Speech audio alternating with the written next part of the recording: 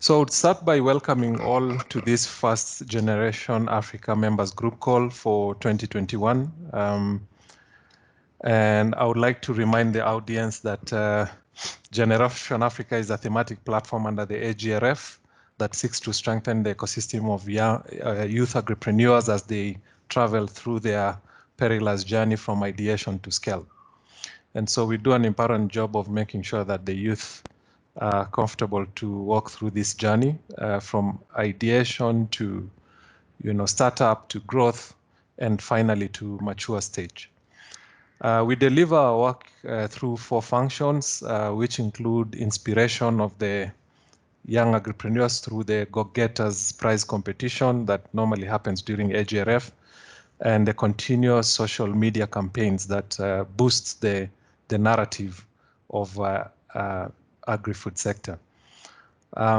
We also do curation and direct support through the Go-Getters community. And now we have a high potential SMEs alumni, and this support is in the areas of education, mentorship, as well as investment.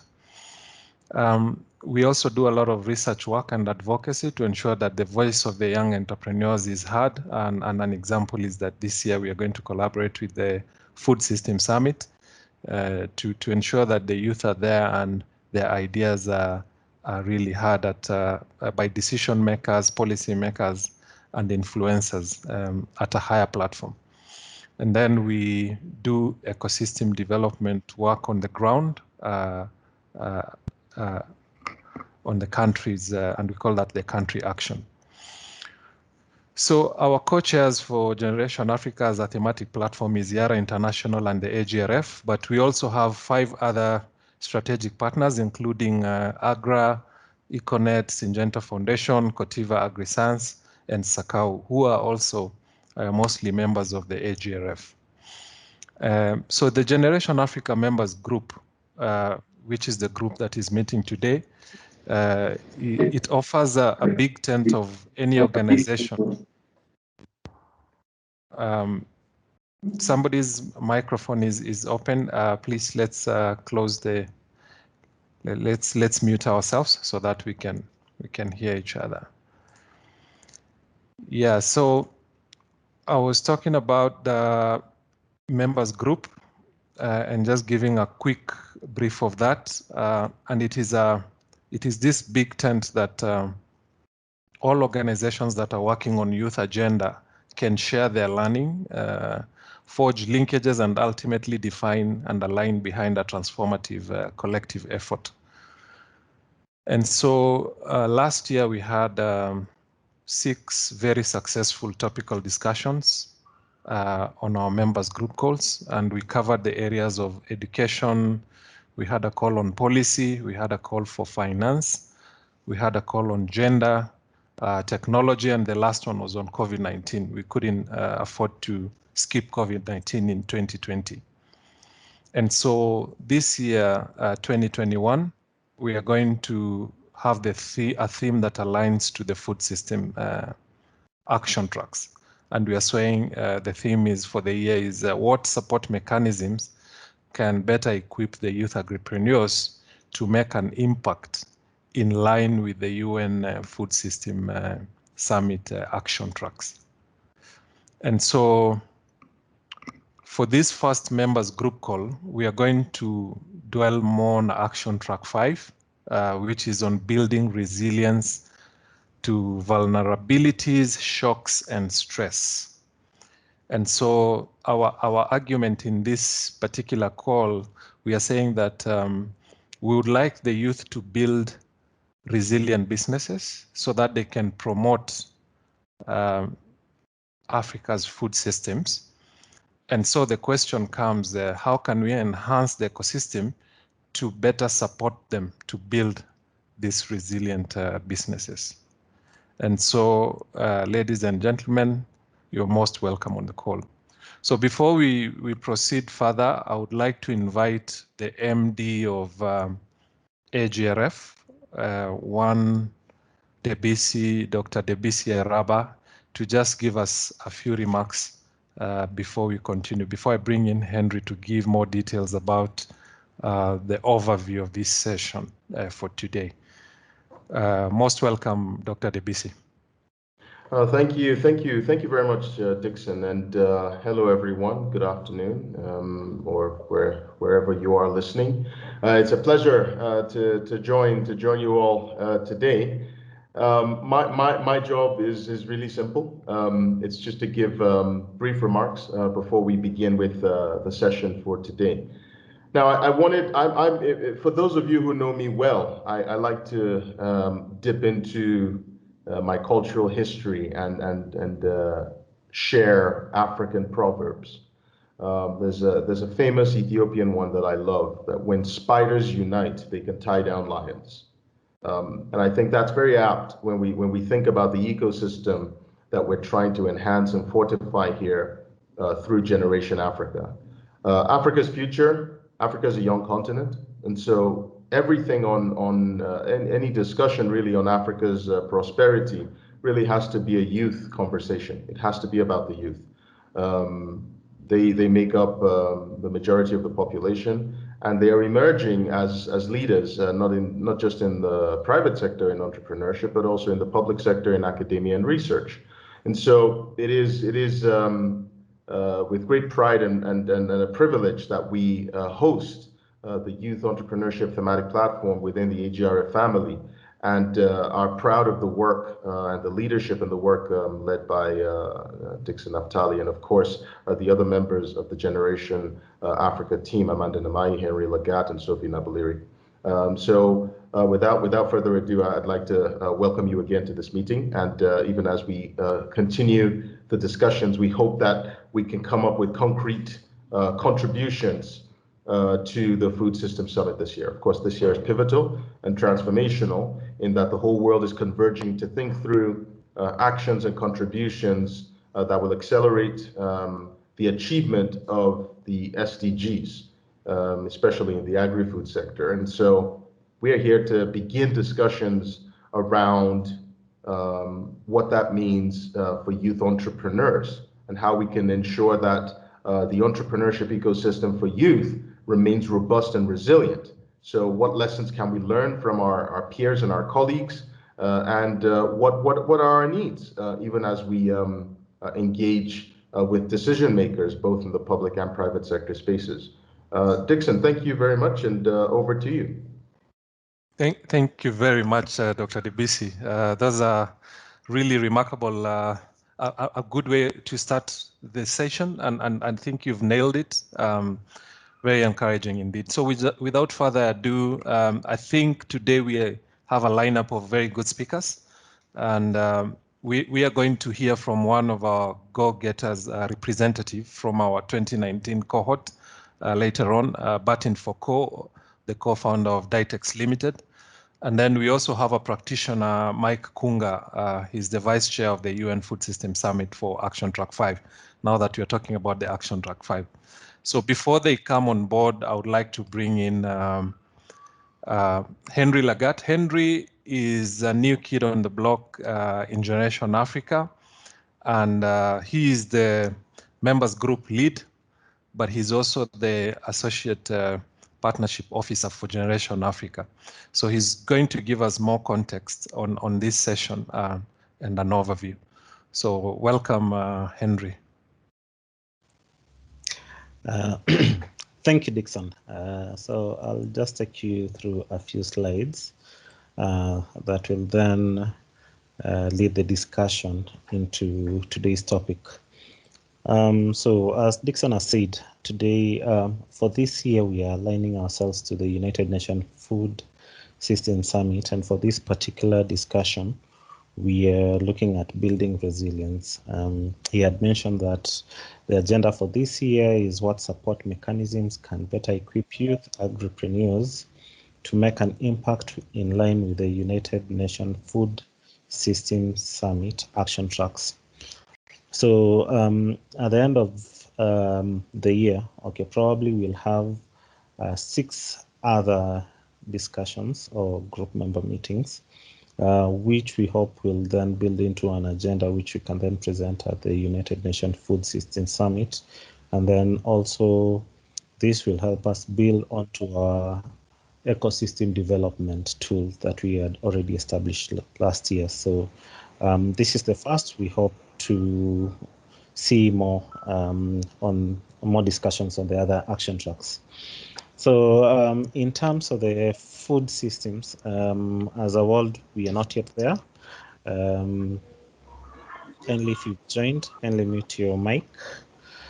So in terms of the food system, you're not yet there, and there's a lot of opportunities for the youth to take up in terms of coming up with solutions, whether in production, processing, waste management, or the distribution, in order for us to achieve food security. So that's why as Generation Africa and all of us exist, so that we can support the youth to take up these opportunities.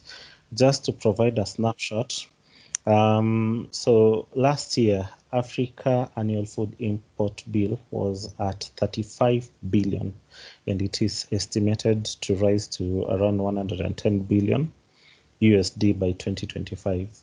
So this represents a very huge opportunity for young agripreneurs to take part, so that they can come in and see what piece of the cake or what piece of the pie they can take on this.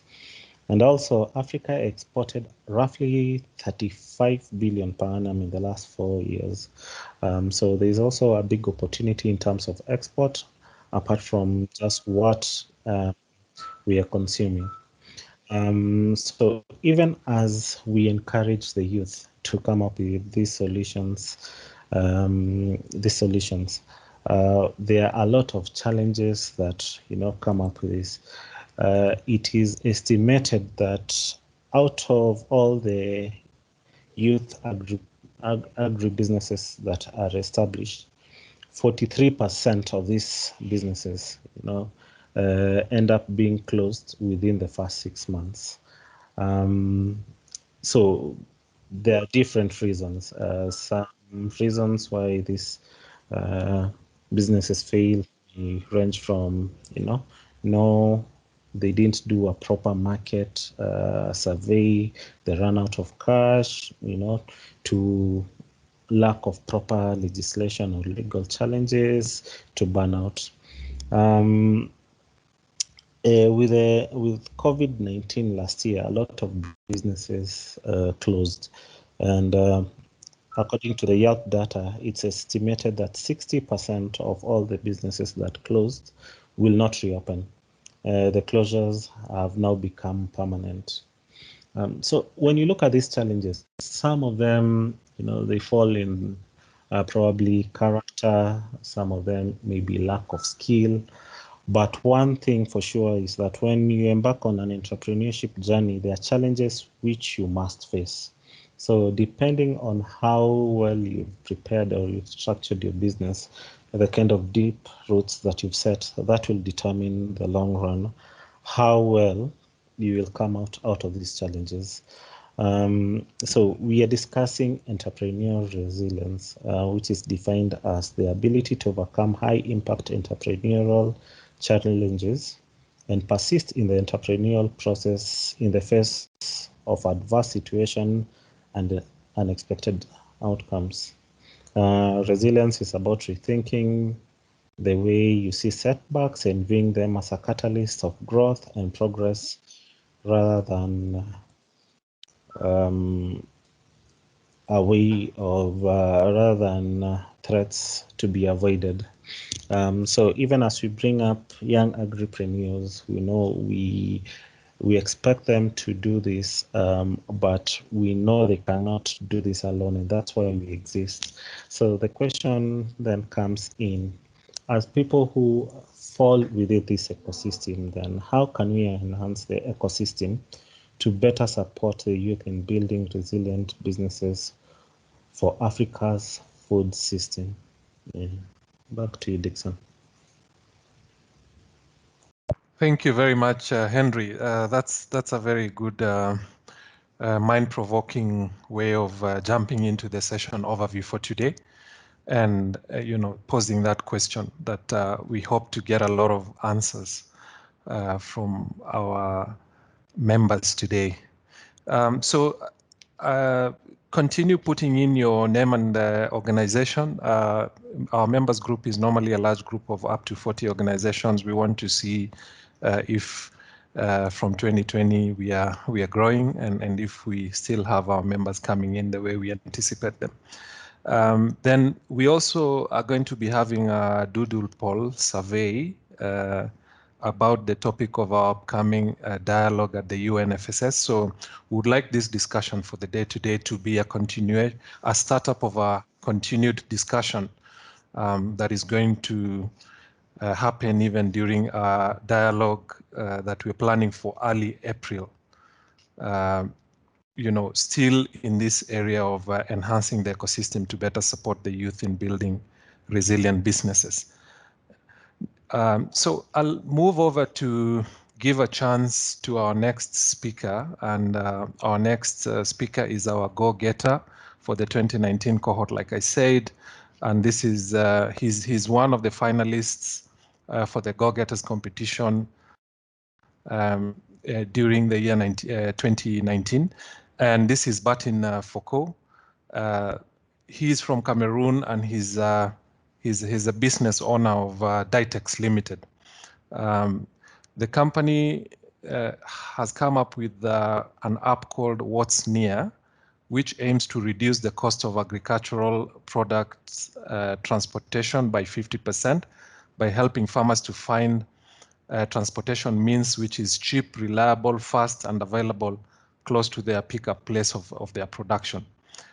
So without further ado, you're welcome, Barton, to talk to us. Now, Barton, you can tell us about your challenges since that time when we interacted with you in the Go-Getters Agripreneur Prize, and areas that you see as an opportunity for support for your business. So you're welcome to talk to us. Hello, everyone. Hello, we can hear you well. Okay, as you said, I am Barton. I'm from Cameroon, and my point, I will tell you how our business was influenced by COVID-19 and how we are building it now. And I will end by how we can do to enhance the ecosystems. To understand more of our business, we have developed the application What's Near, which is, as you said, an application to put in relation agricultural producer and transporters. In rural areas, it is very, very important because the post-harvest loss is very big when we cannot have transportation means very quickly, and sometimes they make 2 days, 3 days, 5 days to find a transportation means, while there is one moving around, but since they cannot see it in that distance, they cannot contact him. We have developed an application that works with GPS device because our minimum viable product is selling GPS tracking devices to companies and to persons. With GPS tracking device, we can put it in all transportation means, trucks, cars, and motorbike, and so on, and put those cars in our application so that farmers can locate them and contact them directly. So since we did not have finance, the grants from or loans from third parties to develop our business, it is our proper fund which is used to develop our business, fund providing from our revenue from selling GPS devices. With COVID-19, firstly, motorbikes coming from China were not entering again. So we face a shutdown of our GPS tracking sales in Cameroon. And so our potential to continue financing our development was reduced. But the good news was that before the beginning of the COVID-19, we have mobilized some money to launch what's new, because the launching was fixed for 2020. And with that, we have added some loans from our banks to launch the application. But we have launched the application in the periods where there was the crisis, and it is not very work, not at all, because communication was not communication in mobile outdoor on billboard, external billboard was not efficient, since people had reduced their displacement. There was lockdown, and also the activities, agricultural activities, transportation, and so on, everything was very reduced. So the investment we put to launch what's new was lost. And since when we took loans to launch it, we knew that our GPS tracking sales can allow us to reimburse that loan. Since we face a shutdown of our GPS tracking sales, we could not face our engagement with banks. That was not very good for our reputation with banks. And we lost our credibility to take loans again. And the activity reduction, money reduction led to human resource reduction, because we couldn't face our engagement from in front of employees. And we also, at the end, lost our offices, our equipment, and so on, because the situation was very, very difficult. But we have a very good idea with what's new. Despite the fact that there was a crisis, people continue to need to contact transporters. People continue to need to eat, to feed themselves, because agriculture is the basis. So all that did not make us close the office at all. We continue to fight and to find a way to raise again things. And what we are doing now concretely is that we are rebuilding our business to relaunch the application, to continue to serve our customers, because now, as I told you, we are selling GPS devices to transporters who serve agricultural sectors. So we now have more than 1,000 clients that we continue to serve. And so we couldn't just shut down the business and say it was difficult. We are now rebuilding by applying the lean startup approach that we learned from Eric Reyes. With the lean startup approach, we can apply our philosophy, which is using what we're using today, what we have, where we have, to do what we can.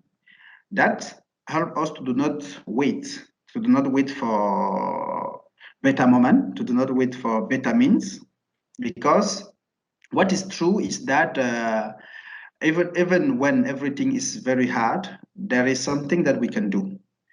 We have lost many things, but we have not lost everything. So by applying our philosophy of what can we do today with what we have, where we are continue moving. We are continue facing some difficulties, but things have moved very, very well since the end of the year. And we hope to be able to relaunch the application by June of this month, because we have continued negotiating with our banks. We are continuing negotiating with employees who did not leave, and we are continue keeping our customers with our after-sales services by improving our services to them, by improving our process that make us to be able to work from home, to work from to go to our customers and continue serving them, and things is moving very well. I will end by proposition that I think that that can help to enhance the ecosystem. The first one is that during the crisis, when I was discussing with someone in the Goketas group who was asking me to send some video, I did not remember about what. It was the period that it was very stressful for me.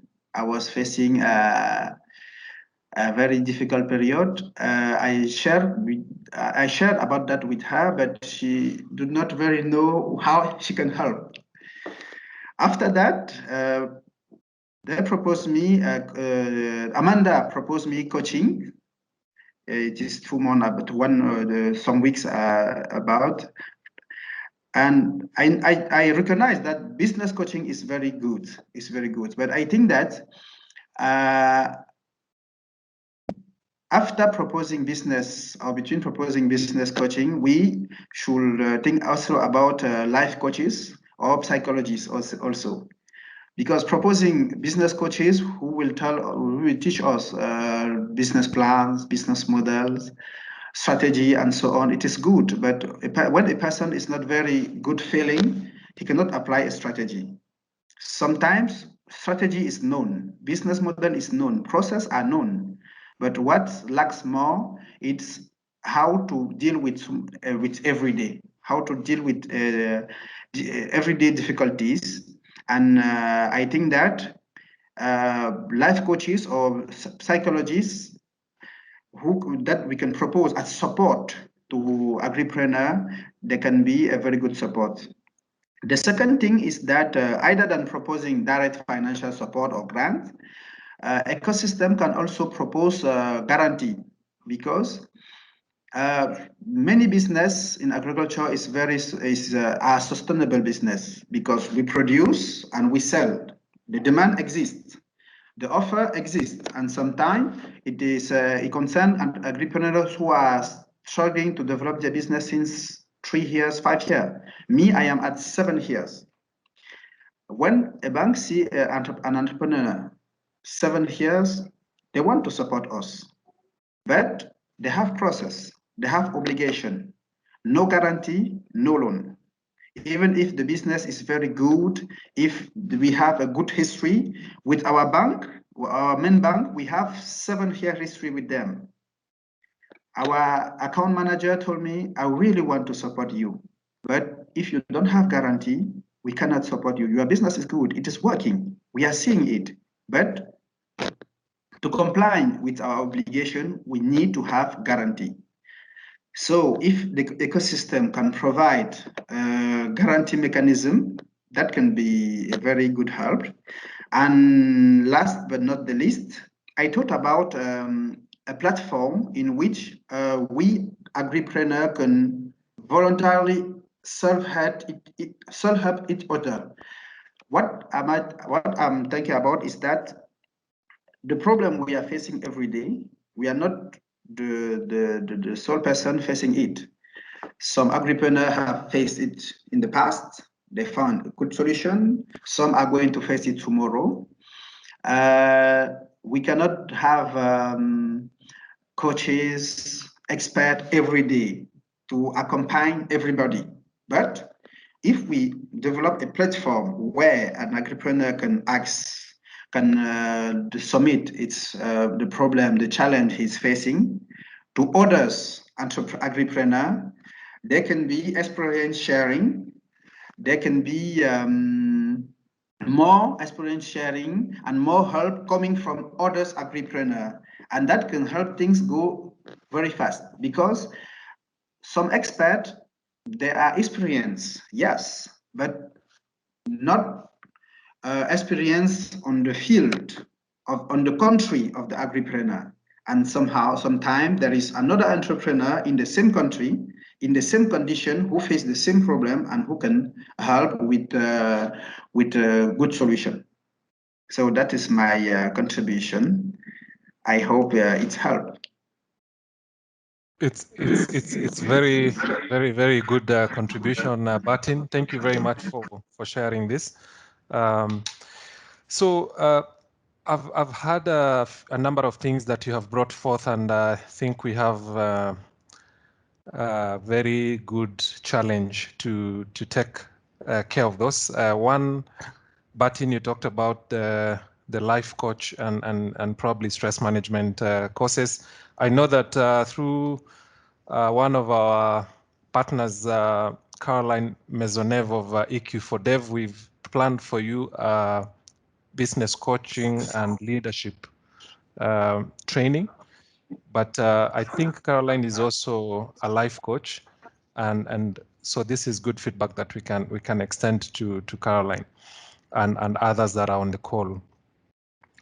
You also talked about the bank guarantees, access to finance as an area that needs to be looked at, and also experience sharing from probably some entrepreneurs that are within your reach, maybe who have gone through the same, maybe some entrepreneurs within Cameroon for your case. And this is the area we want to move to. We want to go to country actions and collaborate more and coordinate more with our members who are in those countries, and so maybe this kind of platform can be really good. So I would also want to hear from the people on the call. Like, for example, one of our partners, Agra, is in 10 countries. And, the entrepreneurs that are within those countries, we are thinking very much on how to bring them together and do some coordination and make sure that they share experiences and they share knowledge and help out each other at that level. And so time is really moving. It's not on our side. This is normally a 1 hour call, and I hope that we can rush quickly. Think about any questions that you have and pack them towards the last sessions of this call. For now, I'd like to invite our other speaker, who's a practitioner, to speak to us. This is Mike Kunga. He's the Sun Youth Leader for Nutrition, from Malawi. He's a nutritionist professional with experience working with civil society, private sector, and the government to address high levels of malnutrition in Malawi. And so, Mike, as you come in, please give us your experience as a youth champion working in several youth programs, and dwell more on possible solutions also to the challenges that have come from Barton, who just spoke before you. Welcome, Mike, and the floor is yours. You're muted. Okay, thanks so much. I really appreciate be part of this meeting, and I cannot agree much more of what Barton has said, as much as focusing on getting loans as a problem in many African countries, and I've faced the same in Malawi. But I will not dwell much on that. I will focus highly on my role as the Vice Chair for UN Food System Summit Action Track 5, and giving some clear examples of fellow African youth who have in terms of what they're doing in transform food systems. So I'll share a presentation, which is quite brief, just giving a hint in terms of what I'm going to speak.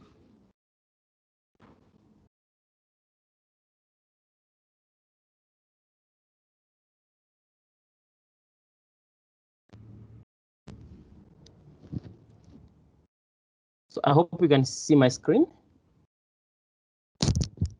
Yes. Yes, we can. Well, Action Track 5 is building resilience to vulnerability, shocks, and stress. And alongside other action tracks 1 up to 4, they're working on how they can develop game-changing solutions amidst the United Nations Food System Summit.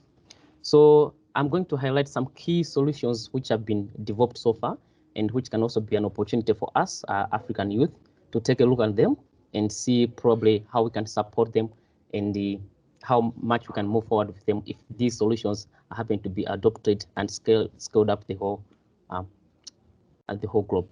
So in terms of Action Track 5, the focus has been on 5 key areas, which are environmental resilience, social resilience, peace resilience, economic resilience, and cross-cutting issues.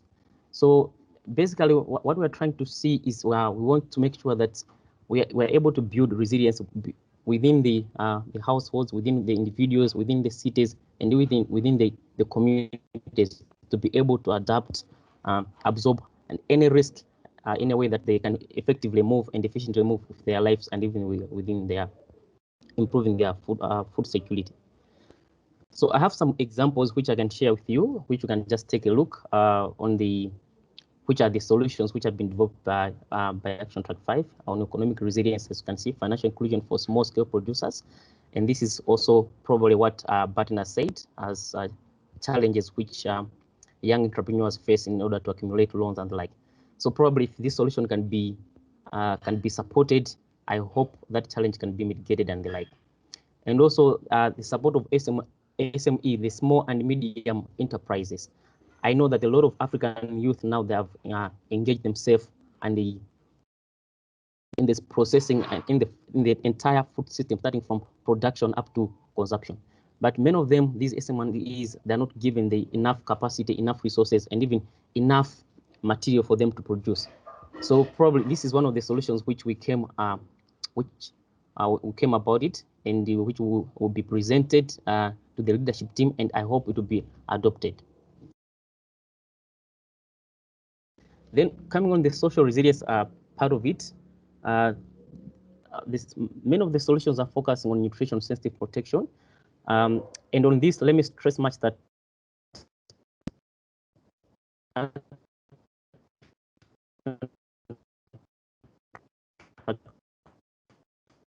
five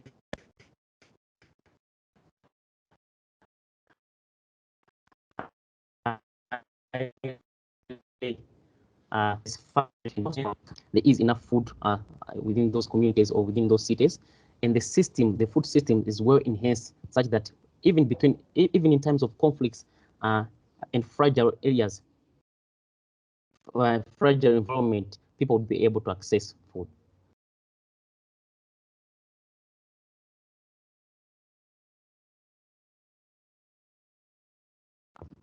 So continuing on that, I hope you are able to keep track of what I'm saying.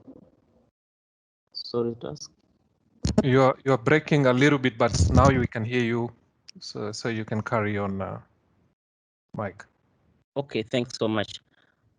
And the other solutions which we developed were under environmental resilience, and on this, as you can see on the screen, the focus has been on adoption of agroecology within farms and rangelands. At the same time, diversification of our food baskets.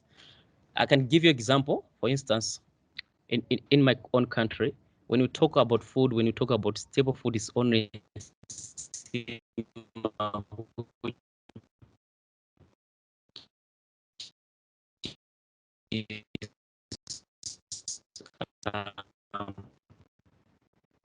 which is maize. It has been studied that the white maize is not nutritious at all compared to other foods. So if you can be able to find solutions of how we can diversify our food basket, I think that would be also an area of consideration in order to improve our food systems and food securities. So Mike, you have like 2 more minutes to wrap your part. Yeah. Thanks so much. So I wanted to end with my interaction with my fellow African youth, whom I met in several platforms, and I've also adopted some of their work. And I recently published an op-ed through All Africa. So one of them is a dresser from Benin.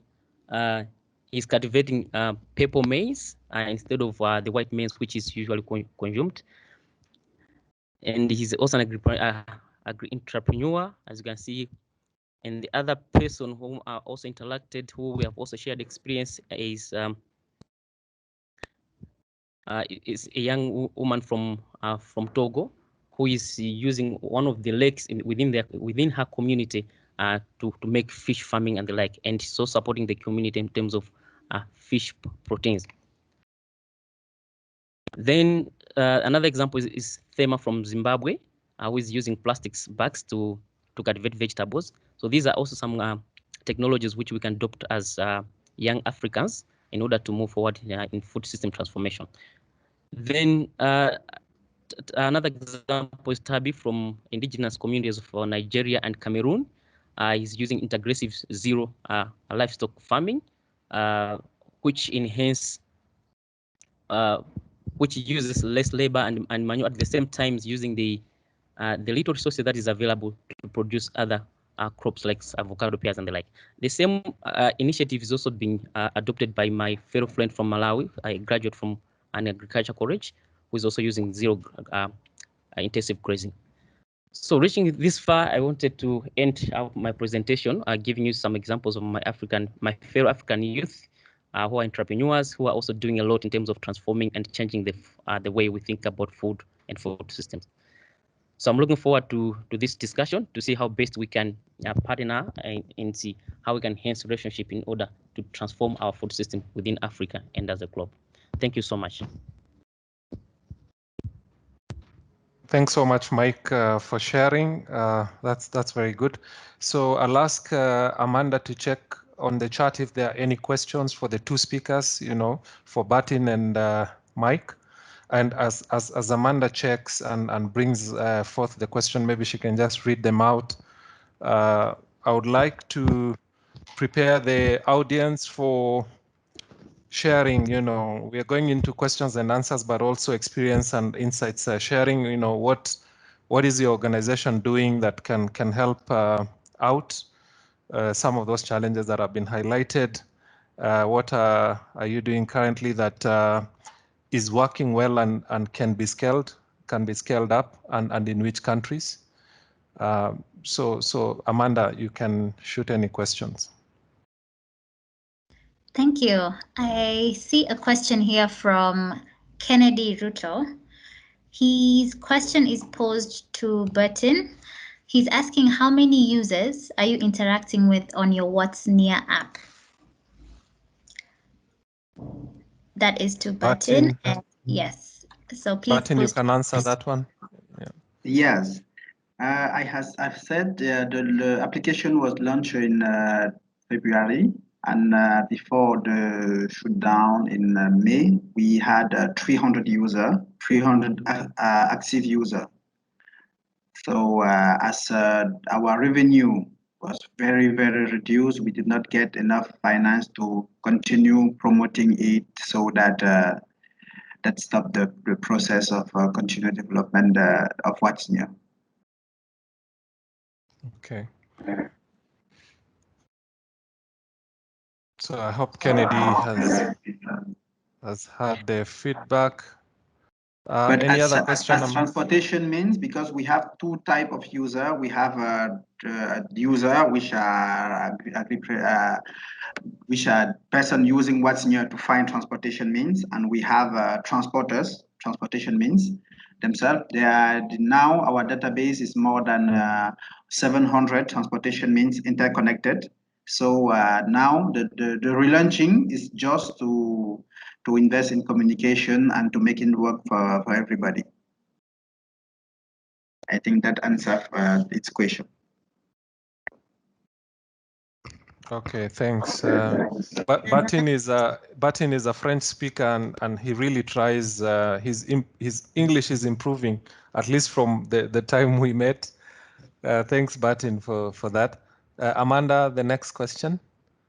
There's a question from Amede from ICRISAT. Of the three different resilience, which is economic, social, environmental, which one is the most urgent for you and why? So this was not addressed to anyone in particular. So yeah, let me repeat the question. Of the three different resilience, which is economic, social, and environmental, which one is most urgent for you and why? Then there's a question from Victor for Mike Kunga. Are there specific ways in which the youth are affected by the economic, social, and environmental shocks? Are there specific ways in which the youth are affected by the economic, social, and environmental shocks? Thank you. Thanks so much, Amanda. I think I can respond to the question and also the first question, which economic and environmental resilience, which is close to me and urgent to me. All these work streams or all these areas of resilience are important at all areas because they are cross-cutting and they also respond to one another. And coming up to the question which Victor has said, are the youth affected by economic, social, and economic resilience? Yes. Young people are affected in a number of ways. For instance, the economic angle of resilience, as Barton has said, failing to access loans and the like, that's an economic shock, whereby if you want to proceed in terms of agripreneurship, but you are not able to access enough resources to support yourself. So that's an area of where young people are also affected. Then the social aspect of it. Young people are also in a social environment. If the social enhancement or the social angle of the food system is not enhanced, the communities or the households are always in a conflict in a way that they fail to access food and the like. And we cannot run away from the environmental resilience because much as we are conserving the environment, the agroecology and the like, we have to make sure that the young people also adopt these technologies in order to enhance production of diverse food through ecological way of it. So I think across all these areas, young people are affected. Sure.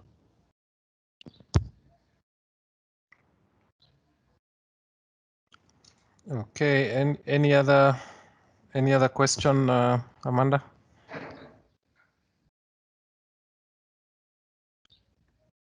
There is no other question as at now. Okay, Yes. fine.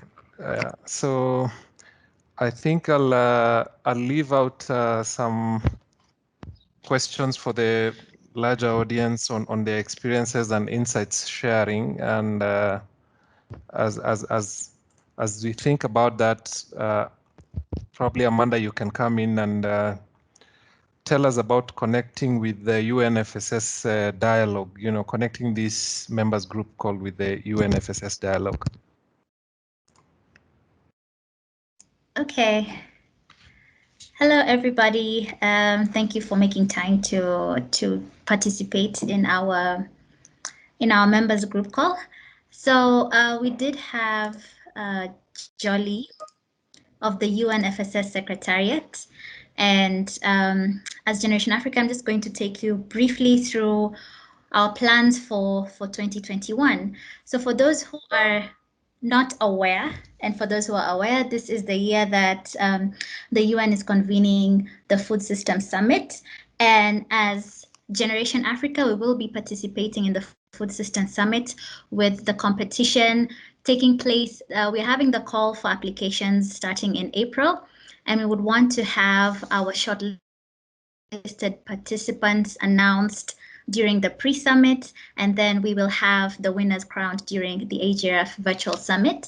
And the doodle poll that you have been participating in, we have lined up a few topics that we will be undertaking for our upcoming UN Food Systems Dialogue that Dixon preempted. So what I'm going to do is I'm going to show you briefly what you have been posting in the doodle poll. So we have 5 question topics, so I'm not able to present, but let me just read for you. So the first topic is, how do youth build resilience in their agribusinesses to better adapt to shocks in the food system? It sounds like a mouthful, but yeah, so what Barton was presenting, so how did he build back better after the shock that he faced last year from the pandemic? And the second topic is having a youth perspective on building back better post-pandemic. Then the third one is building resilient businesses, a youth approach to laying strategies that anchor businesses against challenges and shocks. The fourth one is, how can youth-led enterprises be adaptable to shocks to the food system? And the fifth one is youth-led solutions to enhancing the resilience of Africa's food systems. So I'm hoping to be able to project this on the screen so that it's easier for you to see. It's loading. Please let me know. Mike can unshare his screen first. Okay. Oh. All right. So let me try again to share. Is it visible to everyone? Yes, it is. Okay, I hope it's big enough for you. It looks a bit tiny on my side. But those are the topics that I'd read out for you. So we are coming up with the UN Food System Dialogue. And on that note, I would like to invite you, either as an organization or as an individual, if you'd like to join us in coming up or in participating and organizing this UN Food Systems Dialogue. Please just drop us a chat and we will work together in bringing this to life. Yeah, so we have this slide that has more links on the UN Food Systems Summit. Next, I would want to share the results of the poll for those who've been voting. Thank you, as to which topic that gained most favor in your eyes. Let me share my screen. Let me share a different screen. Hopefully you can see it. If it takes too much time, I will simply just read out. What was popularly voted. Probably you can read out Okay. the results, Amanda. And I want to prepare Mane Panate to come in next with the ecosystem development update.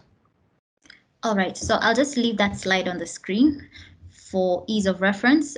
So from the poll, we had 4 votes for topic number 1. We had 6 votes for topic number 2. We had 2 votes for topic number 3, 1 vote for topic number 4, and 7 votes for topic number 5, which is youth-led solutions to enhancing the resilience of Africa's food systems.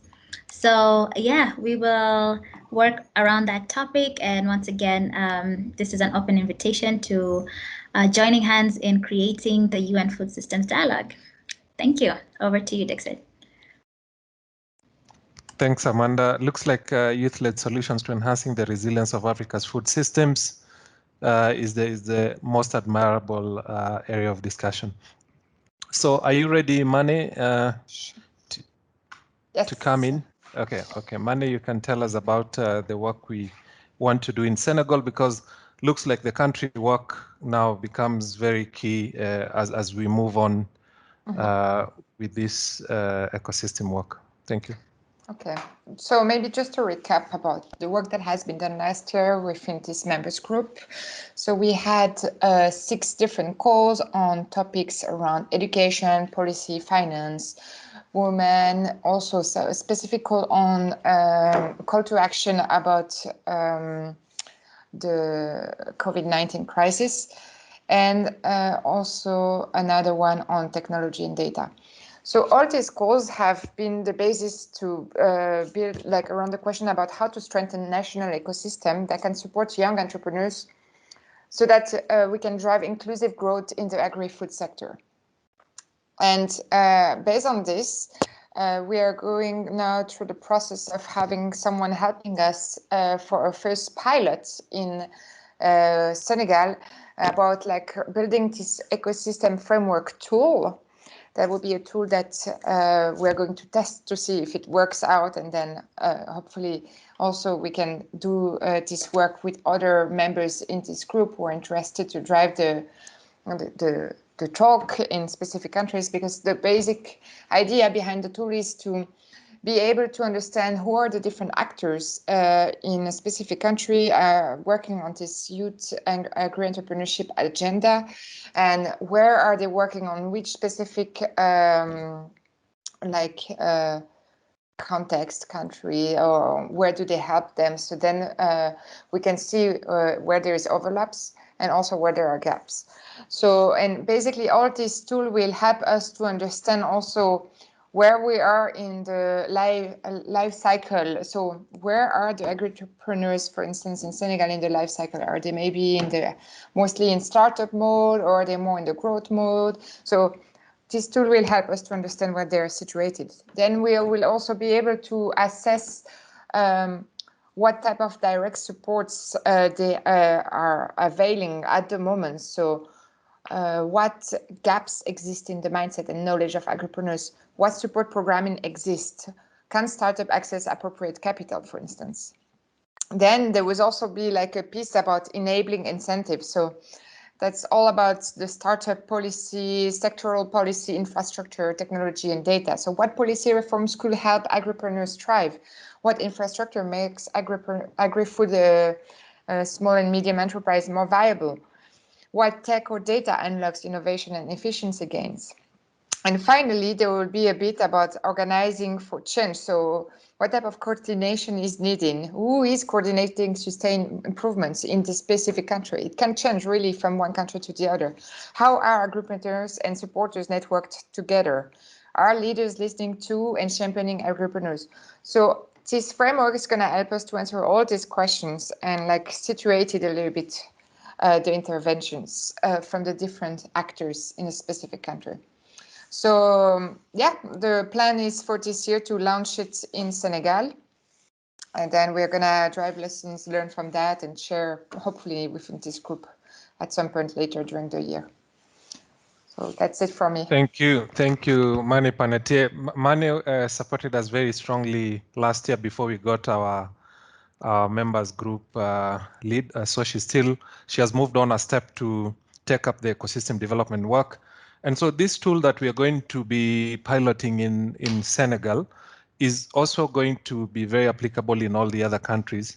And it will eventually be a tool that will support countries to be able to design youth-led programs in a very big way. And so I'd want to hear from our colleagues from AGRA, maybe Daibon and Sophie, who are in country regional teams, about this, if they're willing to take up these tools and ensure that the ecosystem for young agripreneurs are strengthened in their areas, and just generally what you think. Very quickly, a minute each before we give our vote of thanks. Daibon first. Thank you very much. What we've done is that in each country, Malawi and Mozambique, we have been in contact with the government officials to ensure that we have a dialogue at national level. In Malawi already, they have appointed a UN systems coordinator, who is the Minister of Agriculture. And in Mozambique, the discussions are still going on who that is going to be.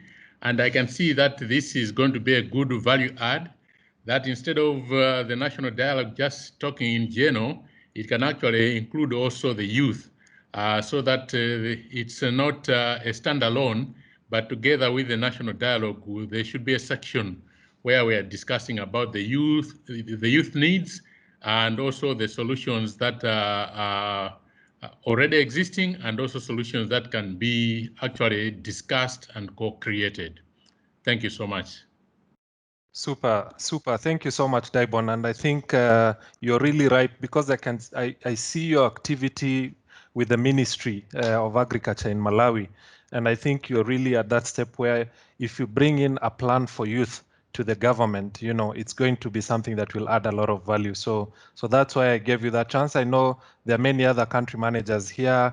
Vanessa is here, and Jennifer Ban, and Sabdio, who we are going to collaborate a lot and forge these partnerships. But yeah, so Sophie, anything to add on to what Daibon has said? Yes, in addition to what Daibon has just said, we have in Malawi supported Ministry of Agriculture to develop a youth and women in agriculture flagship. And this one has already been vetted by management.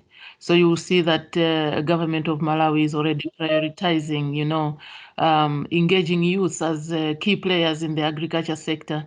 Apart from that, we are also supporting the ministry to identify resources, and actually the ministry has submitted a request under the 2021-2022 budget, so that they can kick off this program. And government of Malawi has also prioritized, creation of 1 million jobs for youth And we are moving quickly forward to ensure that at least we are also supporting the downscaling and reaching out to different youth SMEs.